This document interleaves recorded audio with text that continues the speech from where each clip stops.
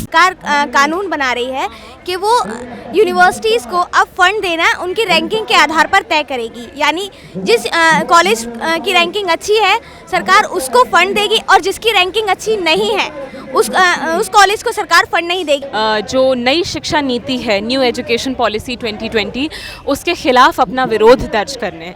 आज के समय में हमने देखा है कि जिस तरीके की प्राइवेटाइजेशन या प्रो कॉरपोरेट नीतियां सरकार ला रही हैं, उसकी एक ये मिसाल के तौर पर NEP 2020 यहाँ पर शिक्षा का पूरी तरह से निजीकरण। जो गरीब, जो पिछड़े वर्ग के लोग हैं, जो बच्चे हैं, जो 12th तक अभी मुश्किल से कर पा रहे हैं, अगर शिक्षा को इसी तरह बेचा जाएगा तो वो लोग आगे की शिक्षा कैसे ले पाएंगे। इसी चीज़ के लिए हम यहाँ संघर्ष कर रहे हैं।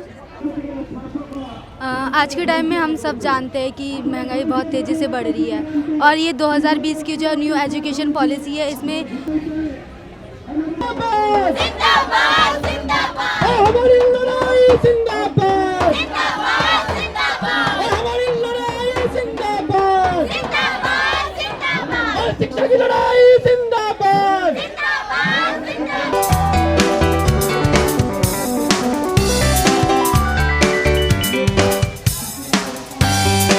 मेरा नाम मुदिता है। मैं क्रांतिकारी युवा संगठन से हूँ। आज हम यहाँ पर all India forum for right to education के कॉल पर आज हम प्रोटेस्ट के लिए यहाँ पर आए हैं। जो नई शिक्षा नीति है, न्यू एजुकेशन पॉलिसी 2020, उसके खिलाफ अपना विरोध दर्ज करने। आज के समय में हमने देखा है कि जिस तरीके की प्राइवेटाइजेशन या प्रो कॉरपोरेट नीतियां सरकार ला रही हैं, उसकी एक ये मिसाल के तौर पर NEP 2020 यहाँ पर शिक्षा का पूरी तरह से निजीकरण की मंशा से आई हुई एक नीति है, जिसमें कि अगर हम हायर एजुकेशन की बात कर लें तो शिक्षण संस्थानों को एक तो रैंकिंग के हिसाब से अनुदान देना, और जैसे कि पहले ग्रांट्स मिला करती थी एजुकेशनल इंस्टीट्यूट्स को, तो ग्रांट्स की जगह लोन्स को प्रमोट करना और हायरार्की के बेसिस पे, रैंकिंग के बेसिस पे अनुदान देना।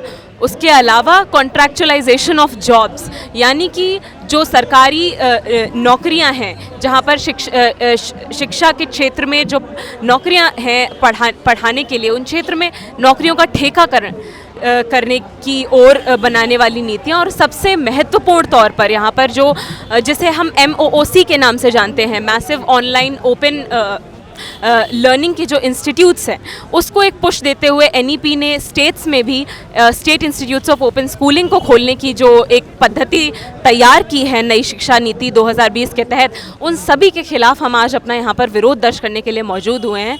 और ये क्यों बहुत ज़्यादा ज़रूरी है, इस पर ध्यान देना और इस पर बात करना आज बहुत ज़्यादा ज़रूरी है, क्योंकि हमने देखा है पिछले जो 2 साल आपदा के रहे हैं, जिसमें सरकारों ने ऑनलाइन एजुकेशन को एक जो पुश दिया है, उसमें सीधे शिक्षा के इनफॉर्मलाइजेशन का सरकार ने रास्ता अपना तैयार किया है, रास्ता साफ किया है। जैसे हम देख रहे हैं कि आज मॉल, पब, सिनेमा घर, डिस्को, सब चीज़ें खुली हुई हैं। सभी जो जिन्हें हम कह सकते हैं कि जो मूलभूत ज़रूरतें नहीं हैं लोगों की, वो भी सेंटर्स खुल चुके हैं। पर क्या शिक्षा एक मूलभूत ज़रूरत नहीं है? आज ये सवाल उठाना बहुत ज़रूरी है। हम देख रहे हैं कि शिक्षण संस्थानों में, खासकर जो हायर एजुकेशन में यूनिवर्सिटीज़ हैं, दिल्ली यूनिवर्सिटी है और अन्य यूनिवर्सिटीज़ हैं, उन्हें बंद रखने की कवायद जारी है। और ना तो सिर्फ बंद रखने की बात तक ये बात सीमित नहीं है, रास्ता इस तरफ साफ किया जा रहा है कि 50% जो शिक्षण पद्धति है उसको ऑनलाइन कर दिया जाए और 50% को बाकी मोड्स में चलाया जाए। तो आज ये सवाल उठाना बहुत ज़रूरी है कि जनता, जो आम जनता है, उसमें जो मज़दूर वर्ग है, जो किसान समुदाय है, और जो लोग आदिवासी और जो महिलाएं हैं जो गांव के क्षेत्रों से आती हैं, उनकी शिक्षा के लिए आज सरकार का आखिर क्या दायित्व है और सरकार उसके लिए क्या कर रही है। आज नई शिक्षा नीति के तहत आप समझ सकते हैं कि पहले ही देश में ये हाल है कि जो आदिवासी इलाके हैं, जो पिछड़े इलाके हैं, वहाँ पर कई किलोमीटर के दायरे में, रेडियस में एक सरकारी स्कूल देखने को नहीं मिलता है। अगर देखने को मिलती है तो सिर्फ एक आंगनवाड़ी, जो 26 जनवरी को खुलती है और 15 अगस्त को खुलती है। और आज हालत ये है कि सरकार ने एक ऐसा मसौदा पेश किया है 2020 की जो नई शिक्षा नीति है उसके तहत, कि अब अगर आपके पहुंच के दायरे में आपके पास सरकारी स्कूल उपलब्ध नहीं है, अगर सरकारी स्कूल आप तक नहीं पहुंच सकता है, आप उस तक नहीं पहुंच सकते हैं, तो कोई बात नहीं, हम state institutes of open schooling खोलकर आपको मजबूर कर देंगे कि आप दूरस्थ शिक्षा के माध्यम से आप पढ़ें। तो इसका सबसे ज़्यादा हर्जाना भुगतने वाला कौन सा समाज का हिस्सा होगा, ये सवाल उठाना और इसे समझना बहुत ज़रूरी है। क्योंकि आज उस समय में हम जी रहे हैं जहाँ पर मजदूर के काम के घंटे 8 से बढ़ाकर 12 कर दिए गए हैं, और उस हिसाब से मेहनताना आज भी मजदूर का बहुत ही हम समझ सकते हैं जो बाकी हिस्से हैं समाज के उनसे कम है। और पिछले ही साल हाल में कृषि कानून भी इस तरीके के पारित किए गए हैं कि जो एसेंशियल कमोडिटीज़ हैं उनका दाम साफ साफ तौर पर बढ़ेगा। तो जब उस तरीके से समाज के वंचित समुदायों से आने वाले लोगों के पास उनकी आय के इनकम के स्रोत नहीं बढ़ रहे हैं, लेकिन शिक्षा जैसी मूलभूत सुविधाओं तक पहुंच पाने के उनकी जो चांसेस हैं वो काट दिए जा रहे हैं, तो आखिर समाज का जो दबा कुचला हिस्सा है, समाज का जो पिछड़ा हिस्सा है, वो आखिर किस तरीके से अपनी जो आकांक्षाएं हैं समाज में आगे बढ़ पाने की, एक बेहतर स्थिति स्थापित कर पाने की, उन्हें किस तरीके से पूरा कर पाएगा, ये समझना बहुत ज़रूरी है। क्योंकि शिक्षा हम जैसे जानते हैं, हम उस देश में रहते हैं कि 60 साल से ऊपर हो जाने के बाद इस देश को होश आता है कि यहाँ पर एक compulsory education, right to education for all होना चाहिए। और उसके बाद उसको कुछ इतना समय नहीं हो पाया है कि हमारे समाज में सभी लोगों तक शिक्षा पहुंच पाई हो। उसी रास्ते में ये 2020 की नई शिक्षा नीति का कांटा रख दिया गया है, जिसमें साफ साफ जैसे कि हमने कहा, शिक्षा का निजीकरण, शिक्षा के कॉर्पोरेटाइजेशन का रास्ता साफ होता है। आप एक बात बताइए कि हम जैसे दिल्ली विश्वविद्यालय की ही बात कर लें, जो कि एक पब्लिक यूनिवर्सिटी है, ठीक है, उसमें हर साल हम देखते हैं यहाँ पर नए सिनेमाघर खुलते हैं, नई बिल्डिंग्स खुलती हैं, लेकिन नए कॉलेजेस हमें नहीं खुलते हुए दिखते। तो इसका साफ साफ कारण क्या है? ये इसलिए किया जा रहा है क्योंकि जो डिस्टेंस, जिसे हम करस्पॉन्डेंस मोड ऑफ एजुकेशन कहते हैं, पत्राचार के माध्यम के संस्थानों को बढ़ावा दिया जा रहा है, ताकि गरीब जनता, जो गवर्नमेंट स्कूल से छात्र पढ़ते हैं, जो ऑटो रिक्शा ड्राइवर के बच्चे हैं, जो छोटी मोटी दुकान चलाने वाले मजदूरों के बच्चे हैं, जो फैक्ट्री में काम करने वाले मजदूरों के बच्चे हैं, जो मझोले या जो सीमांत किसान हैं, उनके बच्चे हैं, वो गवर्नमेंट स्कूल्स में पढ़ते हैं, ताकि वो ना पहुंच पाएँ शिक्षा के सही पब्लिक फंडेड एजुकेशन का उनको किसी तरह का लाभ ना मिल पाए, और वो समाज में इवेंचुअली उसी तरीके के ट्रेडिशनल ऑक्यूपेशंस में सीमित रह जाने तक को मजबूर हो जाएं। आपने ये देखा होगा हाल में सरकारों में, जो राज्य सरकारें हैं, उन्होंने इस तरीके की नीतियां पारित की हैं कि सरकारी स्कूल में बच्चों को स्किल बेस्ड एजुकेशन के नाम पर पंक्चर सही करना, जूता सही करना, ये सब सिखाया जा रहा है।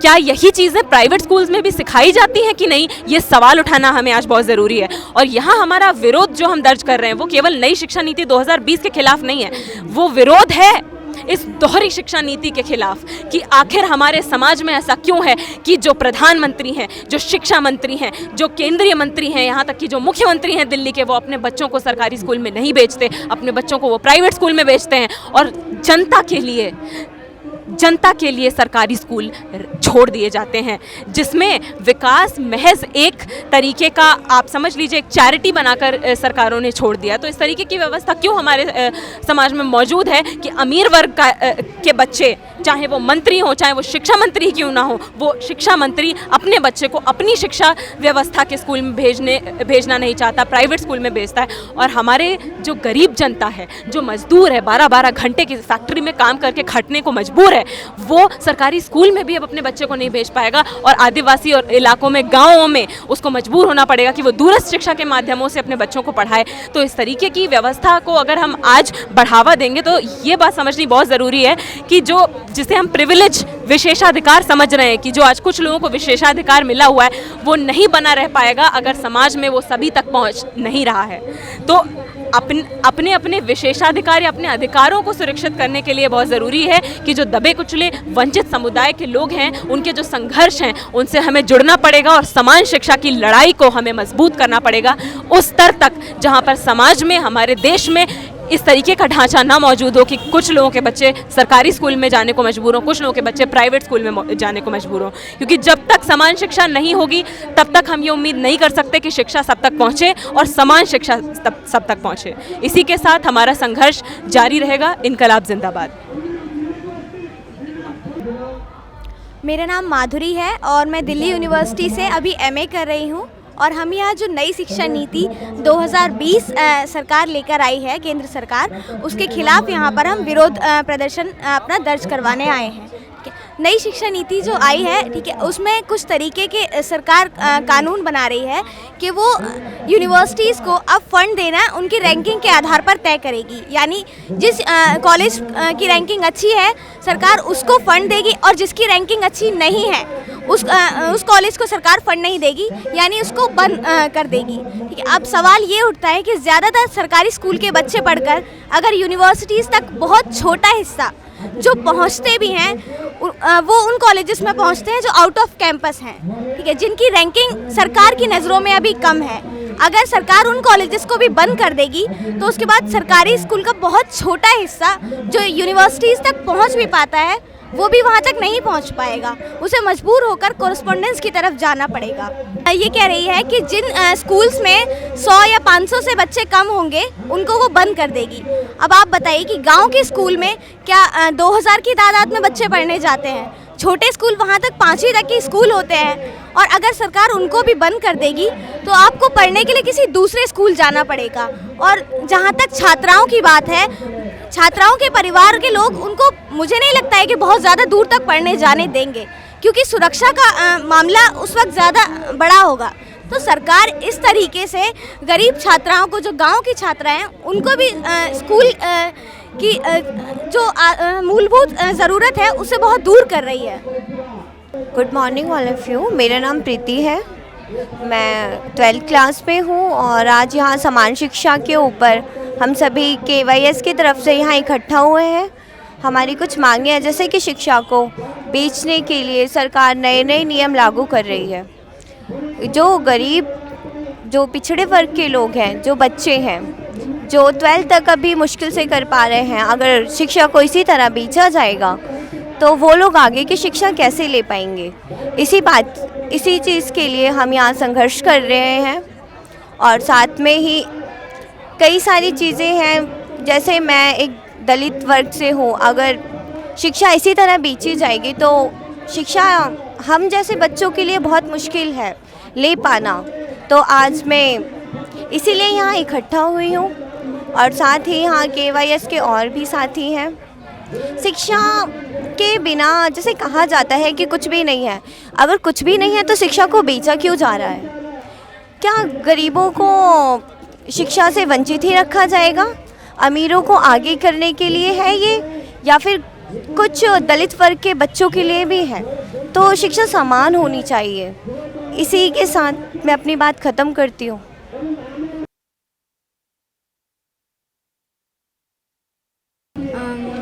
मेरा नाम प्रीति है, मैं बलजीत नगर के इलाके से निकल कर आई हूँ और अभी कॉलेज कर रही हूँ BA सोल से।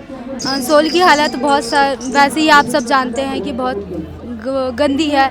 ना ही हमें अच्छे से शिक्षा मिलती है और ना ही हमें कोरोना के टाइम पे ऑनलाइन क्लासेस मिल पाती हैं। हम कहीं ना कहीं शिक्षा से बहुत दूर जाते जा रहे हैं। और जो ये न्यू एजुकेशन पॉलिसी आई है 2020 की, इसके बाद से तो ये एक पढ़ाई कम एक महंगा सौदा हो गया है। जिसके पास पैसा है वही पढ़ सकता है। तो हम इसीलिए यहाँ पे एकत्रित हुए हैं कि जो ये पॉलिसी है इसको कहीं ना कहीं हटाया जाए। गरीबों के लिए ऐसे नियम बनाए जाए कि उनको भी आगे आने का मौका मिल सके।